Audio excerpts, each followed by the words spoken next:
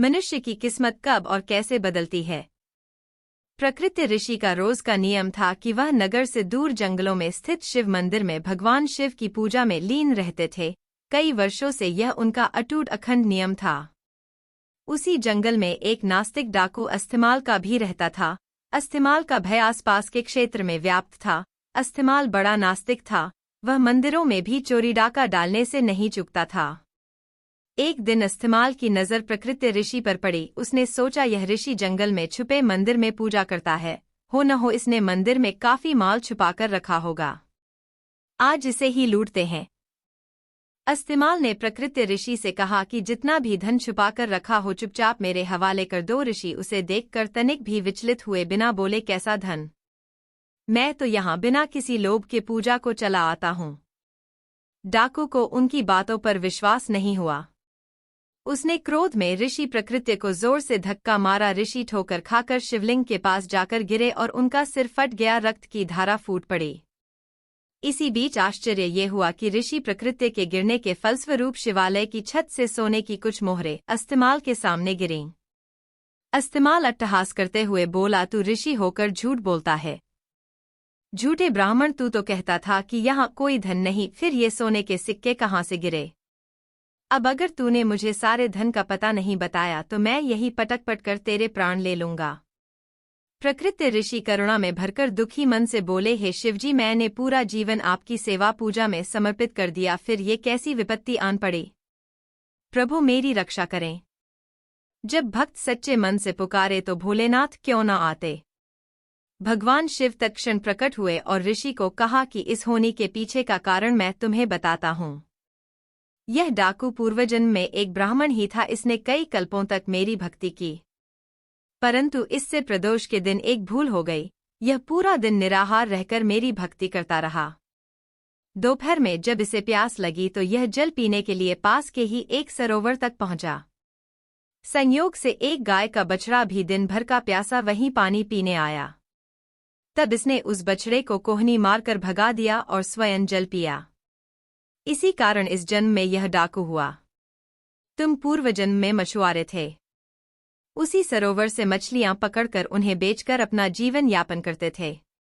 जब तुमने उस छोटे बछड़े को निर्जल परेशान देखा तो अपने पात्र में उसके लिए थोड़ा जल लेकर आए। उस पुण्य के कारण तुम्हें यह कुल प्राप्त हुआ। पिछले जन्मों के पुण्यों के कारण इसका आज राजतिलक होने वाला था, पर इसने इस जन्म में डाकू होते हुए न जाने कितने निरपराध लोगों को मारा व देवालयों में चोरियां की। इस कारण इसके पुण्य सीमित हो गए और इसे सिर्फ ये कुछ मुद्राएं ही मिल पाईं। तुमने पिछले जन्म में अनगिनत मत्स्यों का आखेट किया, जिसके कारण आज का दिन तुम्हारी मृत्यु के लिए तय था, पर इस जन्म में तुम्हारे संचित पुण्यों के कारण तुम्हें मृत्यु स्पर्श नहीं कर पाई और सिर्फ यह घाव देकर लौट गई। कई आध्यात्मिक परंपराओं में कर्म कारण और प्रभाव का नियम है। यह विचार है कि इस जीवन में हमारे कार्य भविष्य के जीवन में हमारे अनुभवों को निर्धारित करेंगे। इसका मतलब यह है कि हमारा भाग्य तय नहीं है, बल्कि हमारे कर्म इसे बदल सकते हैं। भाग्य को कोसने वाले लोग। एक बार एक इंसान अपनी जिंदगी से बहुत परेशान था। वह हर समय अपने आप को कोसता रहता था कि क्या जिंदगी मिली है मुझे, क्या जीवन है, हर परेशानी मेरे साथ ही है, हर दुख मुझे ही आकर घेरता है, हर झंझट मेरे ही सर पड़ता है। एक दिन इसी तरह अपने आप को बैठा हुआ कोस रहा था कि क्या नसीब है मेरा, क्या किस्मत है मेरी, क्या जिंदगी है मेरी, कि तभी अचानक एक बाज अपने शिकार को पंजों में दबाए हुए एक पेड़ पर आकर बैठ जाता है और वहीं पर अपने उस शिकार को खाने लग जाता है। यह परेशान आदमी जब उस बाज को देखता है तो कहने लगता है कि क्या जिंदगी है इसकी, क्या जीवन जी रहा है मजे का, ना इसे खाने की चिंता, ना पीने की, ना पहनने की और ना ही परिवार की शिकार करता है और मस्त खुली हवाओं में कभी इधर घूमता है कभी उधर घूमता है, सारे दिन आसमान में उड़ता रहता है।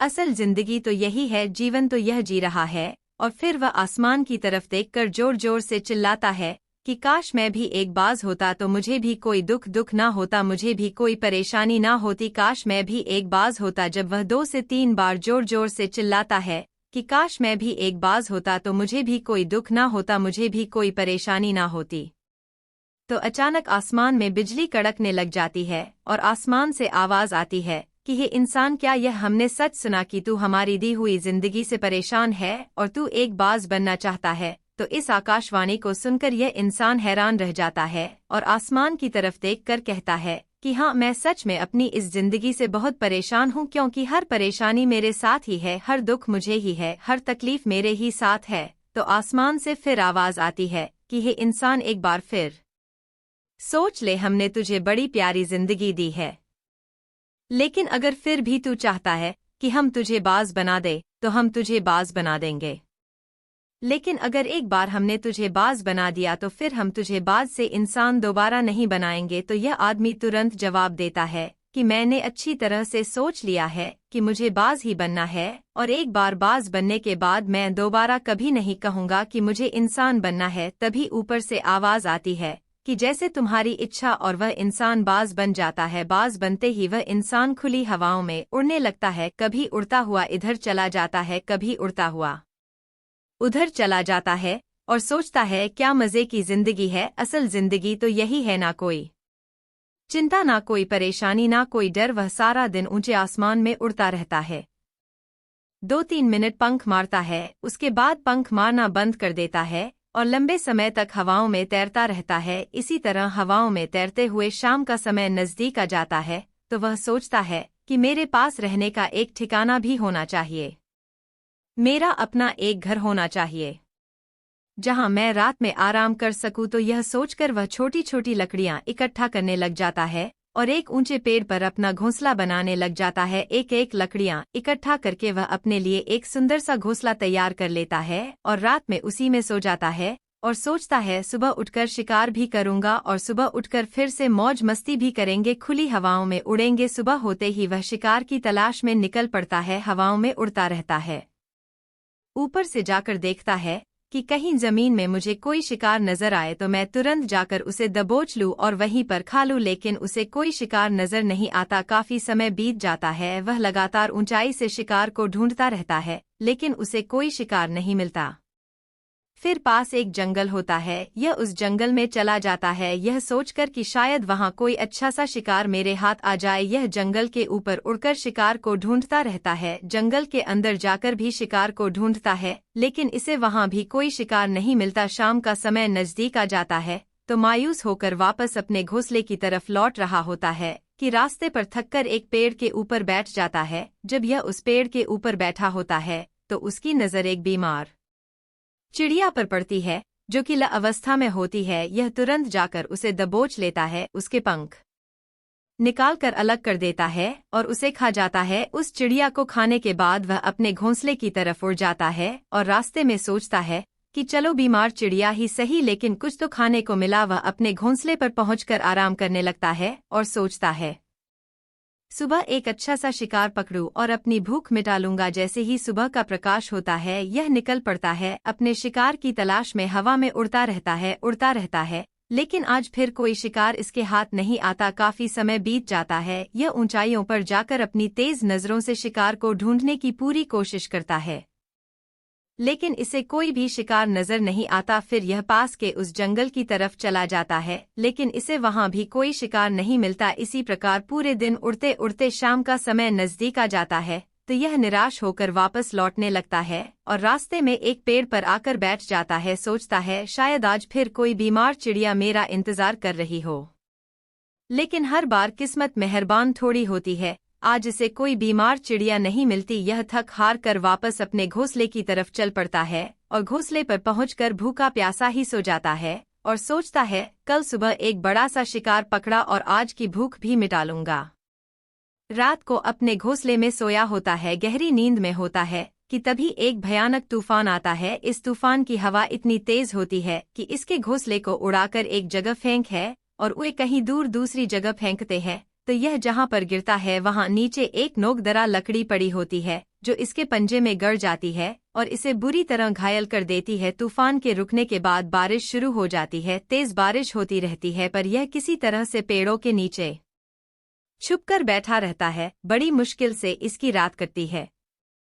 जब सुबह होती है तो बारिश रुक जाती है। बारिश के रुकते ही चारों तरफ खुशियां छा जाती हैं, चारों तरफ हरियाली छा जाती है, नदियां और झरने तेजी से बहने लगते हैं, सब कुछ फिर पहले के जैसा हो जाता है। लेकिन यह बाज अब पहले के जैसा नहीं रहा। इसका पाँव बुरी तरह घायल हो चुका है। इसके पंजे में जो लकड़ी लगी थी उसकी वजह से इसका पंजा बुरी तरह छत बिछत हो गया है। और मैं आपको बता दूं कि बाज का जो पंजा होता है वह उसके शिकार को पकड़ने के लिए सबसे जरूरी होता है, क्योंकि बाज अपने पंजों से ही अपने शिकार को पकड़ता है, दबोच होता है और फिर अपनी चोंच के माध्यम से नोच नोच कर खाता है। लेकिन अब इस बाज का पंजा बुरी तरह से घायल हो चुका था और वह पिछले 2 दिनों से भूखा भी था। यह शिकार की खोज में थोड़ा सा उड़ता है कि शायद फिर कहीं कोई बीमार चिड़िया इसे मिल जाए, लेकिन कहाँ बार बार कोई बीमार चिड़िया मिलने वाली थी। वह कुछ देर तक उड़ता है, लेकिन फिर भूख और दर्द के मारे थक कर एक पेड़ पर आकर बैठ जाता है। वह पेड़ पर आकर बैठ तो जाता है, लेकिन उसे पता नहीं था कि यहाँ एक और मुसीबत उसका इंतजार कर रही है। और वह मुसीबत यह थी कि 8-10 कौओं का एक झुंड मिलकर इसे परेशान करने लग जाते हैं। इसके ऊपर आकर इसके घाव में चोंच मारने लग जाते हैं। उन्हें भी पता चल जाता है कि यह बाज घायल है और भूख की वजह से कमजोर भी है। यह बाज उनसे बचने के लिए थोड़ा सा उड़ता है और फिर जाकर बैठ जाता है। उनसे पीछा छुड़ाने का प्रयास करता है, लेकिन वह फिर इसके पीछे आ जाते हैं, तो यह फिर उड़कर थोड़ी दूर चला जाता है। लेकिन वह इसका पीछा नहीं छोड़ते और बार बार इसके पास आकर इसे परेशान करते हैं। कौवे अक्सर बाज के साथ ऐसा करते हैं, लेकिन फिर बाज भी उनके साथ एक खेल खेलता है। जब कौओं का झुंड बाज को परेशान करता है और उनका पीछा नहीं छोड़ता तो बाज हवा में सीधी उड़ान भरने लग जाता है। वह तेजी से सीधा ऊपर की ओर उड़ने लग जाता है। कौवे भी उसके पीछे उड़ते हैं, लेकिन कुछ देर तक उड़ने के बाद कौवे ऐसी ऊंचाई पर पहुंच जाते हैं जहां पर उन्हें ठीक से ऑक्सीजन मिलनी बंद हो जाती है। उनका दम घुटने लग जाता है, उनकी सांस रुकने लग जाती है। तो फिर वह वहां से ऊपर नहीं जा पाते, पर क्योंकि बाज तो बादलों से भी ऊपर उड़ सकता है, इसीलिए वह तो ऊपर चला जाता है। लेकिन कौवे वहां से ऊपर नहीं जा पाते और वो नीचे आने लगते हैं। तो इस तरीके से बाज उनसे अपना पीछा छुड़ा लेता है। लेकिन ऐसा करने के लिए, इतनी ऊंची उड़ान भरने के लिए इस बाज के पास उतनी ताकत नहीं थी, क्योंकि यह भूखा भी था और घायल भी था। तो यह उड़ता और थोड़ी सी दूर जाकर बैठ जाता और कौवे फिर आकर इसे परेशान करने लग जाते। इसी तरह भूख और घायल हालत में एक दिन गुजर जाता है, दूसरा दिन गुजर जाता है, तीसरा दिन गुजर जाता है, लेकिन इस बाज की हालत में कोई सुधार नहीं हो रहा था। वह बद से बदतर होती जा रही थी। चौथे दिन जब यह बिल्कुल खत्म होने पर आ जाता है, इसके अंदर बिल्कुल ताकत नहीं बचती और इसका शरीर इसका साथ छोड़ने लगता है, तो यह किसी तरीके से उड़कर पास ही इंसानों की एक अस्पताल होती है उसकी छत पर आकर बैठ जाता है और वहां से आने जाने वाले मरीजों को देखता है और अपने आप से कहता है कि काश आज मैं एक इंसान होता तो ऐसे छोटे मोटे जख्मों का अस्पताल से इलाज करवा लेता या किसी को बता देता कि मैं भूखा हूं, परेशान हूं, मेरे साथ यह परेशानी है।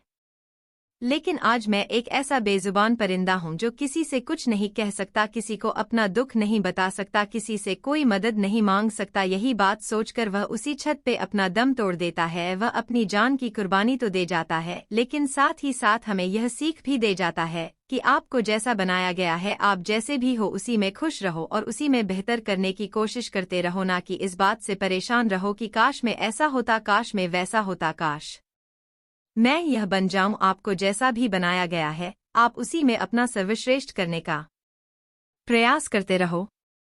नियति का खेल। एक समय की बात है, एक बहुत ही ज्ञानी पंडित था। वह अपने एक बचपन के सबसे अच्छे मित्र से मिलने के लिए किसी दूसरे गांव जा रहा था, जो कि बचपन से ही गूंगा व एक पैर से अपाहिज था। उसका गांव काफी दूर था और रास्ते में कई और छोटे छोटे गांव भी पड़ते थे। पंडित अपनी धुन में चला जा रहा था कि रास्ते में उसे एक आदमी मिल गया जो दिखने में बड़ा ही हष्टपुष्ट था। वह भी पंडित के साथ ही चलने लगा। पंडित ने सोचा कि चलो अच्छा ही है, साथ साथ चलने से रास्ता जल्दी कट जाएगा। पंडित ने उस आदमी से उसका नाम पूछा तो उस आदमी ने अपना नाम महाकाल बताया। पंडित को ये नाम बड़ा अजीब लगा, लेकिन उसने नाम के विषय में और कुछ पूछना उचित नहीं समझा। दोनों धीरे धीरे चलते रहे, तभी रास्ते में एक गांव आया। महाकाल ने पंडित से कहा, तुम आगे चलो, मुझे इस गांव में एक संदेशा देना है, मैं तुमसे आगे मिलता हूँ। ठीक है, कहकर पंडित अपनी धुन में चलता रहा। तभी एक भैंसे ने एक आदमी को मार दिया और जैसे ही भैंसे ने आदमी को मारा, लगभग तुरंत ही महाकाल वापस पंडित के पास पहुंच गया। चलते चलते दोनों एक दूसरे गांव के बाहर पहुंचे जहां एक छोटा सा मंदिर था। ठहरने की व्यवस्था ठीक लग रही थी और क्योंकि पंडित के मित्र का गांव अभी काफी दूर था, साथ ही रात्रि होने वाली थी, इसलिए पंडित ने कहा रात्रि होने वाली है, पूरा दिन चले हैं, थकावट भी बहुत हो चुकी है, इसलिए आज की रात हम इसी मंदिर में रुक जाते हैं। भूख भी लगी है तो भोजन भी कर लेते हैं और थोड़ा विश्राम करके सुबह फिर से आगे प्रस्थान करेंगे। महाकाल ने जवाब दिया, ठीक है, लेकिन मुझे इस गांव में किसी को कुछ सामान देना है, इसलिए मैं देकर आता हूँ, तब तक तुम भोजन कर लो, मैं बाद में खा लूंगा। और इतना कहकर महाकाल चला गया। लेकिन उसके जाते ही कुछ देर बाद उस गांव से धुआं उठना शुरू हुआ और धीरे धीरे पूरे गांव में आग लग गई थी। पंडित को आश्चर्य हुआ। पंडित ने मन ही मन सोचा कि जहां भी ये महाकाल जाता है वहां किसी न किसी तरह की हानि क्यों हो जाती है, जरूर कुछ गड़बड़ है। लेकिन उसने महाकाल से रात्रि में इस बात का कोई जिक्र नहीं किया। सुबह दोनों ने फिर से अपने गंतव्य की ओर चलना शुरू किया। कुछ देर बाद एक और गांव आया और महाकाल ने फिर से पंडित से कहा कि पंडित जी, आप आगे चलें, मुझे इस गांव में भी कुछ काम है, सो मैं आपसे आगे मिलता हूँ। इतना कहकर महाकाल जाने लगा। लेकिन इस बार पंडित आगे नहीं बढ़ा बल्कि खड़े होकर महाकाल को देखता रहा कि वह कहाँ जाता है और करता क्या है। तभी लोगों की आवाजें सुनाई देने लगी कि एक आदमी को सांप ने डस लिया और उस व्यक्ति की मृत्यु हो गई। ठीक उसी समय महाकाल फिर से पंडित के पास पहुंच गया। लेकिन इस बार पंडित को सहन न हुआ। उसने महाकाल से पूछ ही लिया कि तुम जिस गांव में भी जाते हो वहां कोई न कोई नुकसान हो जाता है, क्या तुम मुझे बता सकते हो कि आखिर ऐसा क्या होता है? महाकाल ने जवाब दिया, पंडित जी, आप मुझे बड़े ज्ञानी मालूम पड़े थे, इसीलिए तो मैं आपके साथ चलने लगा था, क्योंकि ज्ञानियों का साथ हमेशा अच्छा होता है। लेकिन क्या सचमुच आप अभी तक नहीं समझे कि मैं कौन हूँ? पंडित ने कहा, मैं समझ तो चुका हूँ, लेकिन कुछ शंका है, इसलिए यदि आप ही अपना उपयुक्त परिचय दे दें तो मेरे लिए आसानी होगी। महाकाल ने जवाब दिया कि मैं यमदूत हूँ और यमराज की आज्ञा से उन लोगों के प्राणों का हरण करता हूँ जिनकी आयु पूर्ण हो चुकी है। हालांकि पंडित को पहले से ही इसी बात की शंका थी। फिर भी महाकाल के मुंह से ये बात सुनकर पंडित थोड़ा घबरा गया, लेकिन फिर हिम्मत करके पूछा ही लिया कि अगर ऐसी बात है और तुम सचमुच ही यमदूत हो तो बताओ अगली मृत्यु किसकी है? यमदूत ने जवाब दिया कि अगली मृत्यु तुम्हारे उसी मित्र की है जिसे तुम मिलने जा रहे हो, और उसकी मृत्यु का कारण भी तुम ही होगे। ये बात सुनकर पंडित ठिठक गया और बड़े कशमकश में पड़ गया कि यदि वास्तव में यह महाकाल एक यमदूत हुआ तो उसकी बात सही होगी और उसके कारण मेरे बचपन के सबसे अच्छे मित्र की मृत्यु हो जाएगी। इसलिए बेहतर यही है कि मैं अपने मित्र से मिलने ही न जाऊं, कम से कम मैं तो उसकी मृत्यु का कारण नहीं बनूंगा। तभी महाकाल ने कहा कि तुम जो सोच रहे हो वो मुझे भी पता है, लेकिन तुम्हारे अपने मित्र से मिलने न जाने के विचार से नियति नहीं बदल जाएगी। तुम्हारे मित्र की मृत्यु निश्चित है और वह अगले कुछ ही क्षणों में घटित होने वाली है। महाकाल के मुख से ये बात सुनते ही पंडित को झटका लगा, क्योंकि महाकाल ने उसके मन की बात जान ली थी, जो कि किसी सामान्य व्यक्ति के लिए तो संभव ही नहीं थी। फलस्वरूप पंडित को विश्वास हो गया कि महाकाल सचमुच यमदूत ही है। इसलिए वह अपने मित्र की मृत्यु का कारण न बने, इस हेतु वह तुरंत पीछे मुड़ा और फिर से अपने गांव की तरफ लौटने लगा। परंतु जैसे ही वह मुड़ा, सामने से उसे उसका मित्र उसी की ओर तेजी से आता हुआ दिखाई दिया, जो कि पंडित को देखकर अत्यधिक प्रसन्न लग रहा था। अपने मित्र के आने की गति को देख पंडित को ऐसा लगा जैसे कि उसका मित्र काफी समय से उसके पीछे पीछे ही आ रहा था, लेकिन क्योंकि वह बचपन से ही गूंगा व एक पैर से अपाहिज था, इसलिए न तो पंडित तक पहुंच पा रहा था और न ही पंडित को आवाज देकर रोक पा रहा था। लेकिन जैसे ही वह पंडित के पास पहुंचा, अचानक न जाने क्या हुआ और उसकी मृत्यु हो गई। पंडित हक्का बक्का सा आश्चर्य भरी नजरों से महाकाल की ओर देखने लगा, जैसे कि पूछ रहा हो कि आखिर हुआ क्या उसके मित्र को। महाकाल पंडित के मन की बात समझ गया और बोला, तुम्हारा मित्र पिछले गांव से ही तुम्हारे पीछे पीछे आ रहा था, लेकिन तुम समझ ही सकते हो कि वह अपाहिज व गूंगा होने की वजह से ही तुम तक नहीं पहुंच सका। उसने अपनी सारी ताकत लगाकर तुम तक पहुंचने की कोशिश की, लेकिन बुढ़ापे में बचपन जैसी शक्ति नहीं होती शरीर में, इसलिए हृदयाघात की वजह से तुम्हारे मित्र की मृत्यु हो गई और उसकी वजह हो तुम, क्योंकि वह तुमसे मिलने के लिए, तुम तक पहुंचने के लिए ही वह अपनी सीमाओं को लांघते हुए तुम्हारे पीछे भाग रहा था। अब पंडित को पूरी तरह से विश्वास हो गया कि महाकाल सचमुच ही यमदूत है और जीवों के प्राण हरण करना ही उसका काम है। क्योंकि पंडित एक ज्ञानी व्यक्ति था और जानता था कि मृत्यु पर किसी का कोई बस नहीं चल सकता, वह सभी को एक न एक दिन मरना ही है। इसलिए उसने जल्दी ही अपने आप को संभाल लिया, लेकिन सहसा ही उसके मन में अपनी स्वयं की मृत्यु के बारे में जानने की उत्सुकता हुई। इसलिए उसने महाकाल से पूछा, अगर मृत्यु मेरे मित्र की होनी थी तो तुम शुरू से ही मेरे साथ क्यों चल रहे थे? महाकाल ने जवाब दिया, मैं तो सभी के साथ चलता हूँ और हर क्षण चलता रहता हूँ, केवल लोग मुझे पहचान नहीं पाते क्योंकि लोगों के पास अपनी समस्याओं के अलावा किसी और व्यक्ति, वस्तु या घटना के संदर्भ में सोचने या उसे देखने समझने का समय ही नहीं है। पंडित ने आगे पूछा, तो क्या तुम बता सकते हो कि मेरी मृत्यु कब और कैसे होगी? महाकाल ने कहा, हालांकि किसी भी सामान्य जीव के लिए ये जानना उपयुक्त नहीं है, क्योंकि कोई भी जीव अपनी मृत्यु के संदर्भ में जानकर व्यथित ही होता है।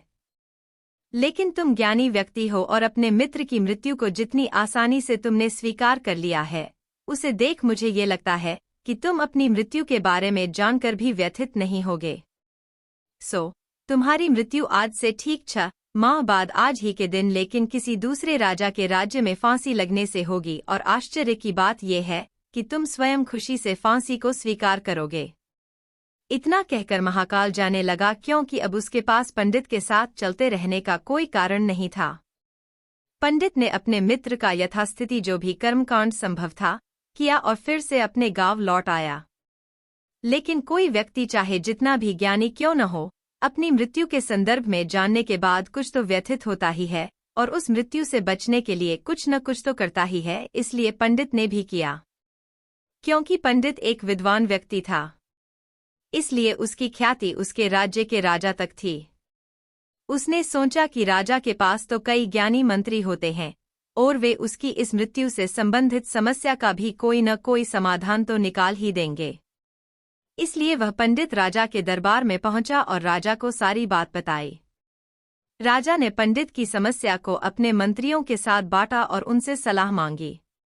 अंत में सभी की सलाह से ये तय हुआ कि यदि पंडित की बात सही है तो जरूर उसकी मृत्यु 6 महीने बाद होगी, लेकिन मृत्यु तब होगी जबकि वह किसी दूसरे राज्य में जाएगा। यदि वह किसी दूसरे राज्य में जाए ही न तो मृत्यु नहीं होगी। ये सलाह राजा को भी उपयुक्त लगी, इसलिए उसने पंडित के लिए महल में ही रहने हेतु उपयुक्त व्यवस्था करवा दी।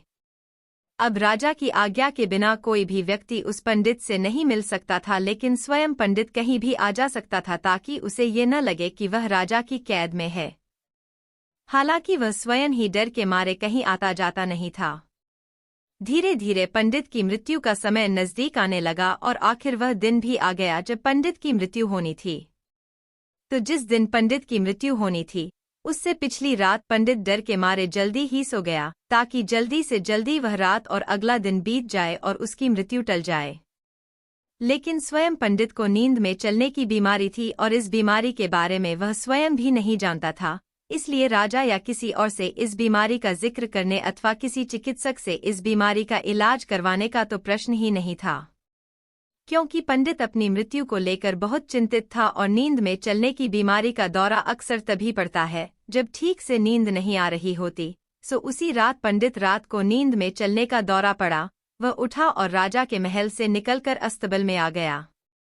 क्योंकि वह राजा का खास मेहमान था, इसलिए किसी भी पहरेदार ने उसे न ताए रोका न किसी तरह की पूछताछ की।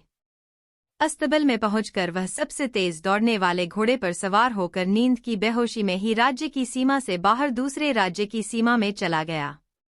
इतना ही नहीं, वह दूसरे राज्य के राजा के महल में पहुंच गया और संयोग हुआ ये कि उस महल में भी किसी पहरेदार ने उसे नहीं रोका न ही कोई पूछताछ की, क्योंकि सभी लोग रात के अंतिम प्रहर की गहरी नींद में थे। वह पंडित सीधे राजा के शयन कक्ष में पहुंच गया। रानी के एक ओर उस राज्य का राजा सो रहा था, दूसरी ओर स्वयं पंडित जाकर लेट गया। सुबह हुई तो राजा ने पंडित को रानी की बगल में सोया हुआ देखा। राजा बहुत क्रोधित हुआ। पंडित का गिरफ्तार कर लिया गया। पंडित को तो खुद ही समझ में ही नहीं आ रहा था कि वह आखिर दूसरे राज्य में और सीधे राजा के ही शयन कक्ष में कैसे पहुंच गया। लेकिन वहां उसकी सुनने वाला कौन था? राजा ने पंडित को राज दरबार में हाजिर करने का हुक्म दिया। कुछ समय बाद राजा का दरबार लगा, जहां राजा ने पंडित को देखा और देखते ही इतना क्रोधित हुआ कि पंडित को फांसी पर चढ़ा दिए जाने का आदेश सुना दिया। फांसी की सजा सुनकर पंडित कांप गया। फिर भी हिम्मत कर उसने राजा से कहा कि महाराज, मैं नहीं जानता कि मैं इस राज्य में कैसे पहुंचा। मैं ये भी नहीं जानता कि मैं आपके शयन कक्ष में कैसे आ गया और आपके राज्य के किसी भी पहरेदार ने मुझे रोका क्यों नहीं, लेकिन मैं इतना जानता हूं कि आज मेरी मृत्यु होनी थी और होने जा रही है। राजा को ये बात थोड़ी अटपटी लगी।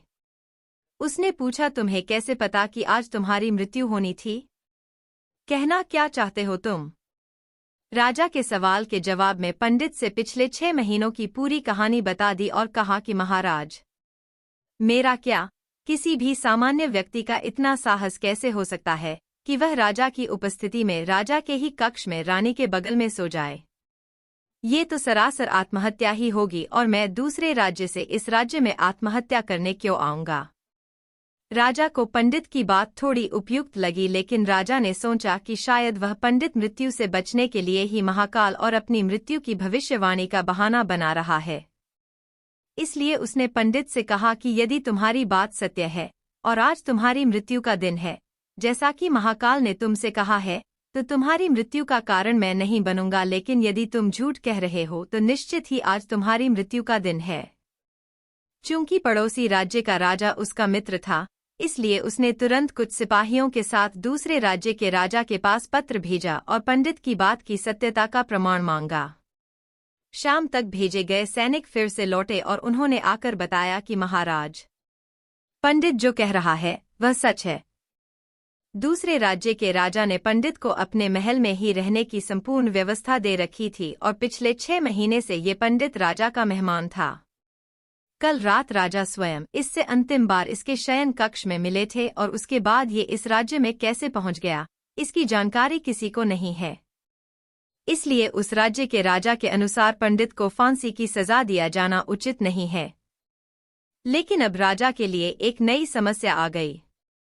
चूंकि उसने बिना पूरी बात जाने ही पंडित को फांसी की सजा सुना दी थी, इसलिए अब यदि पंडित को फांसी न दी जाए तो राजा के कथन का अपमान हो और यदि राजा द्वारा दी गई सजा का मान रखा जाए तो पंडित की बेवजह मृत्यु हो जाए। राजा ने अपनी इस समस्या का जिक्र अपने अन्य मंत्रियों से किया और सभी मंत्रियों ने आपस में चर्चा कर ये सुझाव दिया कि महाराज, आप पंडित को कच्चे सूत के एक धागे से फांसी लगवा दें। इससे आपके वचन का मान भी रहेगा और सूत के धागे से लगी फांसी से पंडित की मृत्यु भी नहीं होगी, जिससे उसके प्राण भी बच जाएंगे। राजा को ये विचार उपयुक्त लगा और उसने ऐसा ही आदेश सुनाया। पंडित के लिए सूत के धागे का फांसी का फंदा बनाया गया और नियमानुसार पंडित को फांसी पर चढ़ाया जाने लगा।